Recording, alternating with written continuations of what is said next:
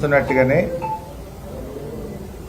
రాష్ట్ర ప్రయోజనాల కంటే తన గురువు గారి ప్రయోజనాలు, తాను గురుదక్షిణ చెల్లించుకునే ప్రయోజనాల మీదనే రేవంత్ రెడ్డి గారికి చిత్తశుద్ధి ఉంది అనేటువంటి విషయం మనకు తెలుస్తూ వస్తూ ఉంది. ఎప్పుడైనా అప్పుడైనా ఇప్పుడైనా మొదటి నుంచి కూడా మేము ఆధారాలతో మాట్లాడినాం. ప్రభుత్వ నిర్లక్ష్యాన్ని స్పష్టంగా సూటిగా ఎత్తి చూపాం. మొదటి నుంచి కూడా గోదావరి బనకచెర్ల అంశం మీద ఆంధ్రప్రదేశ్ ముందుకు పోతా ఉంటే ఈ రాష్ట్ర ప్రభుత్వం కనీసం పట్టించుకోలేదు. మొట్టమొదలు ఈ అంశాన్ని బయటకు తెచ్చిందే బీఆర్ఎస్ పార్టీ. 24 జనవరి 2025 నాడు ఈ అంశాన్ని మేము బయటకు తెస్తే బ్యాక్ డేట్లో, ఒకరోజు ముందు డేట్తోని బ్యాక్ డేట్లో ఉత్తమ్ కుమార్ రెడ్డి గారు ఉత్తరం రాసింది. ఇట్లా 2-3 సార్లు కూడా అదే జరిగింది. గోదావరి బనకచెర్ల అయినా, గోదావరి నల్లమల్ల సాగర్ అయినా, సిడబ్ల్యూసీలో డిపిఆర్ పరిశీలన జరుగుతుందనేటువంటి విషయాన్ని ప్రధాన ప్రతిపక్షంగా బీఆర్ఎస్ పార్టీ తేవడం, కాంగ్రెస్ పార్టీ ఏదో మేము ప్రయత్నం చేస్తున్నట్టు బ్యాక్ డేట్లో ఉత్తరాలు రాయడం, పేలవమైనటువంటి కేసులను కోర్టులో వేయడం, విత్డ్రా చేసుకోవడం, ఇప్పటిదాకా అదే జరుగుతూ వచ్చింది. అంటే మీరు పరోక్షంగా ఆంధ్రప్రదేశ్కు సహకరిస్తూ తెలంగాణ ప్రయోజనాలను ఫనంగా పెడతా ఉన్నారు. ఇవాళ సుప్రీంకోర్టులో మన కేసు వచ్చింది. గోదావరి నల్లమల్ల సాగర్ కేసు ఈరోజు సుప్రీంకోర్టులో వచ్చింది. సుప్రీంకోర్టులో వస్తే సుప్రీంకోర్టు ఉన్నత న్యాయమూర్తులు ఈరోజు ఏం చెప్పినారు? ఈ కేసు నిలవదు, ఈ కేసు మీరు ప్రొసీజరల్ ల్యాప్సెస్ ఉన్నాయి, మీ సూట్ సరిగా ఫైల్ చేయలేదు అని రాష్ట్ర ప్రభుత్వానికి మొట్టికాయలేసింది సుప్రీంకోర్టు.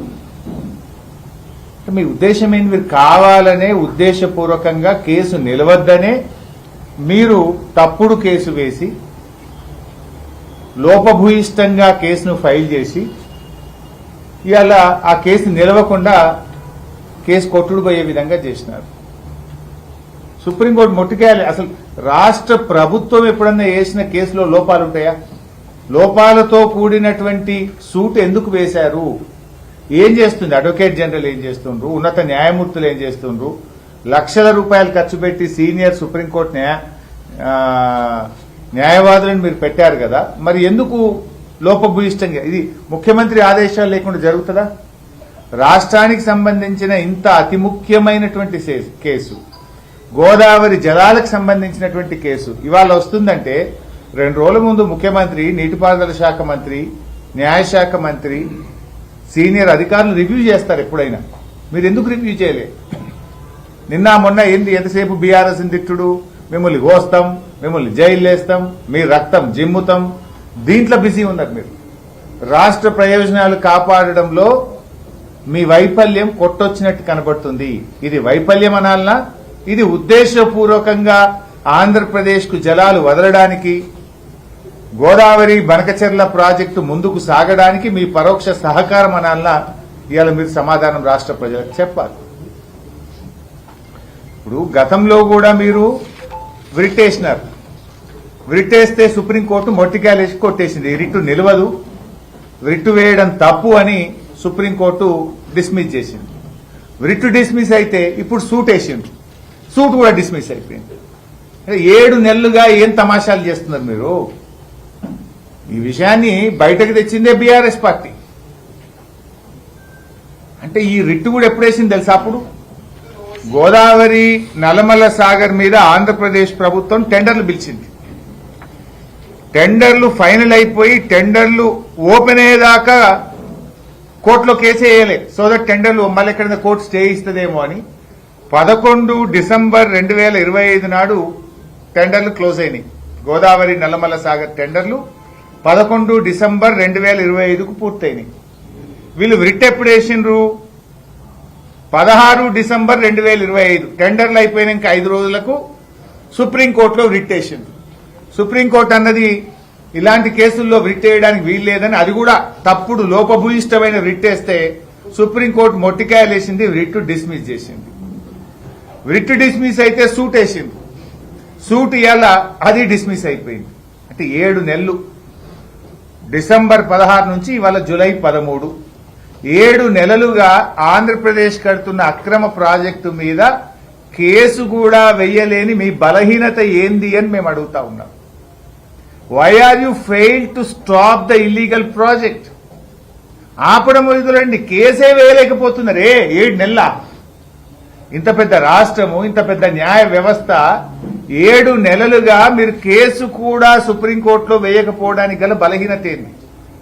మొదలు కేసేసినప్పుడేమో టెండర్లు అయిపోయేదాకా చూసి ఆగి, గోదావరి నల్లమల్ల సాగర్ టెండర్లు ఆంధ్రప్రదేశ్ పూర్తి చేసుకున్నాక 5 రోజులకు వ్రిట్ వేస్తుంది. వ్రిట్ డిస్మిస్ అయిపోయాయి. సూట్ వేయడానికి మళ్ళీ 5 నెలలు తీసుకుంటుంది. ఆ సూటు ఇవాళ లోపభూయిష్టమైన సూటు, తప్పుడుగా వేసిందని సుప్రీంకోర్టు ఉన్నత న్యాయమూర్తులు మొట్టికాయలేసి ఈ సూటు చెల్లది, ఇది ప్రొసీజర్ ఫాలో కాలేదు, ఈ సూటును డిస్మిస్ చేస్తున్నామని ఎత్తి అవతల పడేసింది. ఏం చేస్తున్నట్టు? ఇది చంద్రబాబుతో రేవంత్ రెడ్డి కుమ్మక్కుకు ఇంతకంటే సాక్ష్యం ఏం కావాలి? ఆయన గురువు గారి కళ్ళల్లో ఆనందం చూడడానికి ఇలా తెలంగాణ ప్రయోజనాలు రేవంత్ రెడ్డి దెబ్బతీస్తున్నారనడానికి ఇవాళ సుప్రీంకోర్టులో లోపభూయిష్టమైన కేసు వేసి దాన్ని డిస్మిస్ అవడమే ఒక బలమైనటువంటి సాక్ష్యం. ఇంత దారుణమా? ఎట్లుందంటే ఇదంతా డ్రామా ఎట్లుందంటే, నువ్వు కొట్టినట్టు చేయాలి, ఇది కానీ దెబ్బ తాకద్దు, నువ్వు అడిగినట్లే ఉండాలి కానీ ప్రాజెక్టు ఆగద్దు. రేవంత్ రెడ్డి అడిగినట్టే ఉంటుంది, ఆ కేసు నిలవది, ప్రాజెక్టు ఆడ ఆగదు, నడుస్తూనే ఉంటుంది. కొట్టినట్టే ఉండాలి కానీ దెబ్బ తాకద్దట. ఇవాళ ఆ డ్రామా ఆడుతూ ఉన్నారు. ఇవాళ రేవంత్ రెడ్డి తెలంగాణ ఉద్యమ ద్రోహే కాదు, ఇవాళ తెలంగాణ పాలిట ఒక జలద్రోహిగా కూడా మారిపోయినాడు. ఎందుకు ఇవాళ కేసు ఫెయిల్ అయింది? ఒక మొదటిసారి ఫెయిల్ అయినప్పుడైనా బుద్ధి రావాలి కదా, అప్పుడే వ్రిట్టేస్తే అది కొట్టుడు బాయ్. రెండోసారి అన్న సూట్ అన్న సరిగేయాలి కదా, ఇవాళ మళ్ళా కొట్టుడు పోద్దా? 7 నెలల తర్వాత కూడా ఒక అక్రమ ప్రాజెక్టును ఆపే తెలివితేటలు మీకు లేవా? ఆ రోజుల్లో మేము ఎన్ని ఆపినాం? రాయలసీమ లిఫ్ట్ ఇరిగేషన్ మేము పోయి కోర్టులో స్టే తెచ్చినాం కదా. ఆంధ్రప్రదేశ్ అక్రమ ప్రాజెక్టుల మీద ఎన్నో స్టేలు తెచ్చింది బీఆర్ఎస్ ప్రభుత్వం. నువ్వెందుకు ఆపలేకపోతున్నావు? అంటే నీ లోపభూయిష్టమైన విధానం, అంతర్గత చంద్రబాబుతో ఉండే నీ ఒప్పందం వల్లనే ఇవాళ రాష్ట్రాల హక్కులకు దెబ్బ తగిలేటువంటి పరిస్థితి కనబడతా ఉంది. నాకు తెలిసి దేశంలో ఒక రాష్ట్ర ప్రభుత్వం వేసిన సూటు ఇంత వేగ్గా ఉంటది, లోపభూయిష్టంగా ఉన్న సందర్భం ఏదైనా ఉందంటే ఇదే కావచ్చు నాకు తెలిసినంతవరకు. ఇవాళ మొదటి నుంచి కూడా గోదావరి బనకచెర్ల ప్రాజెక్టు విషయంలో బీఆర్ఎస్ పార్టీ ఇది తెలంగాణకు అన్యాయం జరుగుతుంది, వద్దు వద్దు అని మేము చెప్తూనే ఉన్నాం. ఈ రేవంత్ రెడ్డి ఓకే అంటాడు. అప్పుడు ఆంధ్రప్రదేశ్ ఢిల్లీలో మీటింగ్ పెడితే నేను మీటింగ్ పోను అన్నాడు. ఎజెండాలో ఉంటే నేను మీటింగ్కే పోనన్నాడు. ఎజెండాలో ఉన్న ఢిల్లీలో మీటింగ్ పోయిండు. ఎజెండాలో ఉన్నది అని బీఆర్ఎస్ పార్టీ బయట పెడితే నేను కమిటీ అయ్యా అన్నాడు. కమిటీ అయ్యా అన్నాడు. ఏం చేసిండు? మళ్ళా 23వ తారీఖు నాడు, డిసెంబర్ 23వ తారీఖు నాడు చంద్రబాబు బంటు, చంద్రబాబు ఏజెంటు ఆదిత్యనాథ్ దాస్ ను కమిటీలో పెట్టి 23 డిసెంబర్ నాడు కమిటీలో వేసిండు. మీటింగ్ పోనంటాడు, పోతాడు. ఎజెండాల లేనే లేదు బనకచెర్ల అంటాడు, ఎజెండాలకెళ్ళి బయటకు వెళ్తుంది. కమిటీ వెయ్య అంటాడు, కమిటీ వేస్తాడు. ఆ కమిటీలు ఎవరిని వేస్తాడు? చంద్రబాబు ఏజెంటు, చంద్రబాబు బంటు, చంద్రబాబు చెప్తే మన రాష్ట్ర ప్రభుత్వ సలహాదారుడిగా పెట్టుకున్న ఆదిత్యనాథ్ దాస్ అంటే దొంగ చేతికి తాళాలు ఇచ్చింది. ఇవాళ ఏం జరిగింది? వ్రిట్ వేస్తే వ్రిట్ ఫెయిల్, సూట్ వేస్తే సూట్ ఫెయిల్ సుప్రీంకోర్టులో. ఈ ఆదిత్యనాథ్ దాస్ ఒక 100 ఉత్తరాలు తెలంగాణ ప్రాజెక్టులకు వ్యతిరేకంగా మన ప్రాజెక్టులు అడ్డుకోవడానికి ఆనాడు ఆంధ్రప్రదేశ్ చీఫ్ సెక్రటరీగా, ఆంధ్రప్రదేశ్ ఇరిగేషన్ సెక్రటరీగా మన ప్రాజెక్టులను అడుగడుగున అడ్డుకున్నటువంటి వ్యక్తి. ఇవాళ ఆయన చేతిలో నువ్వు కమిటీ వేసి ఆయన చేతిలో పెట్టడం అంటేనే ఇది దొంగ చేతికి తాళాలు ఇవ్వడం, ఆంధ్రప్రదేశ్ చేతిలో మన అధికారాలు పెట్టడం. ఇవాళ ఢిల్లీలో ఈరోజు కూడా మీటింగ్ అవుతా ఉంది. మన సెక్రటరీలు పోయింది. కేంద్ర ఇరిగేషన్ సెక్రటరీ కాంతారావు గారి దగ్గర ఇరిగేషన్ సెక్రటరీల మీటింగ్ ఇది అవుతా ఉంది. అంటే మొన్న ఢిల్లీలో ఈ మధ్యకాలంలో జరిగిన మీటింగ్ల కొనసాగింపు జరిగింది. కర్ణాటకలో 3 ముఖ్యమంత్రులు కూర్చొని సీక్రెట్ మీటింగ్ పెట్టారు. ఏం జరిగింది ఆ సీక్రెట్ మీటింగ్ లో బయట పెట్టండి. కర్ణాటకలో ముగ్గురు ముఖ్యమంత్రుల మీటింగ్ యొక్క ఎజెండా మినిట్స్ బయటకు రావాలి కదా. పత్రికల్లో వార్తలు వస్తున్నాయి, సుజలాం సుఫలాం అంటే ఆంధ్రప్రదేశ్ కర్ణాటకకు సుజలాం సుఫలాం, తెలంగాణకు నిష్ఫలం. ఇప్పుడు మేము పత్రికల్లో చదువుతుంది ఏంది, సమ్మక్క బ్యారేజీకి ఉన్న 47 టీఎంసీల కేటాయింపును తెలంగాణ వదులుకోవాలట.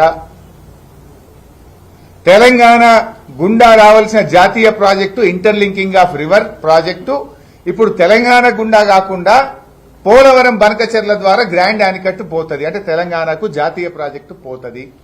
తెలంగాణకు 47 టీఎంసీల సమ్మక్క బ్యారేజ్ పోతుంది. రేవంత్ రెడ్డిని ఎన్ఓసీ తెస్తా. నీ ఎన్ఓసీ దేనికి పనికి వస్తుంది? అసలు ఎన్ఓసీ అనేది దేనికోసం ఉపయోగిస్తుంది? ఎన్ఓసీ అనేది ఇంటర్ స్టేట్, ఒక రాష్ట్రం యొక్క సరిహద్దుల్లోని ప్రాజెక్ట్ కట్టుకోవడానికి ఎన్ఓసీ కావాలి. ఆంధ్రప్రదేశ్ ఇవాళ పాలమూరు రంగారెడ్డి ఎత్తిపోతల పథకానికి 45 టీఎంసీలు మైనర్ ఇరిగేషన్ మనవే. పోలవరం డైవర్షన్ లో భాగంగా వచ్చే 43 టీఎంసీలు మనవే. ఇంటర్లింకింగ్ ఆఫ్ రివర్స్ లో రావాల్సిన 43 టీఎంసీలు మనవే. దీనికి ఆంధ్రప్రదేశ్ ఎన్ఓసీ ఎందుకు? వాళ్ళని ఎందుకు అడుక్కుంటున్నావు? ఆ ఎన్ఓసీ పేరిట తెలంగాణ నీటి ప్రయోజనాలను గోదావరి నదిలో ఎందుకు వదులుకుంటున్నాడో ఇవాళ రేవంత్ రెడ్డి సమాధానం చెప్పాలి. మనకు 968 టీఎంసీ గోదావరిలో ఉంది. ఇంకా 130 టీఎంసీలకు ప్రాజెక్టులకు అనుమతి రావాలి. అవి రాకుండా ఈ ఇంటర్లింకింగ్ ఆఫ్ రివర్స్ కు పోలవరం నుంచి నీళ్లు తీసుకుపోవడానికి అనుమతిస్తే రేపు తెలంగాణ యొక్క గోదావరి జలాలలో మన హక్కులకు భంగం వాటిల్లే అవకాశం ఉంది. గతంలో ఇదే ఇంటర్లింకింగ్ ఆఫ్ రివర్స్ మీద చర్చ జరిగినప్పుడు నాటి బీఆర్ఎస్ ప్రభుత్వం మొత్తం ఆ 968కి అనుమతి ఇచ్చినాకనే ఇంటర్లింకింగ్ ఆఫ్ రివర్స్ చేపట్టాలి అని స్పష్టంగా చెప్పినాం. మరి ఇంకా 130